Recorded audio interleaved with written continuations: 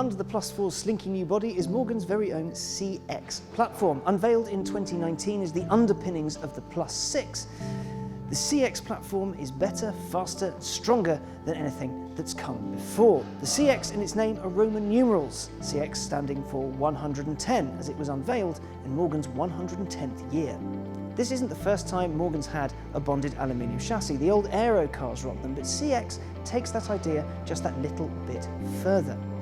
Developed in-house over 3 years, it weighs under 100 kilos, and that weight saving in turn means that cars are more efficient and faster.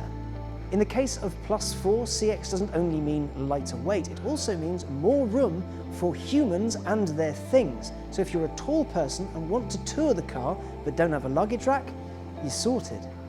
At the corners, double wishbone suspension, radial stiffened bushes, engineered track rod ends and a front anti-roll bar mean that the new Plus 4 should be able to hack a pretty spirited drive and the leisurely cruise. Compared to the old car, this should be dynamically leaps ahead. When CX was developed, Morgan had more in mind than just the Plus 6's straight 6. In fact, it's been developed to fit varying engines and methods of propulsion over the next decade. In the Plus 4, it gets a 2-litre turbocharged 4-cylinder engine. Attached to that engine, you can have 2 different gearboxes, a 6-speed manual or an 8-speed automatic.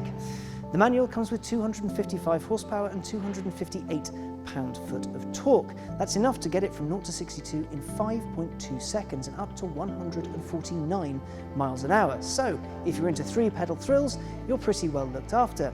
However, if you want the auto, you get the same power and the same top speed, but you get 295 pound-foot. That's enough to get you from 0 to 62 in 4.8 seconds.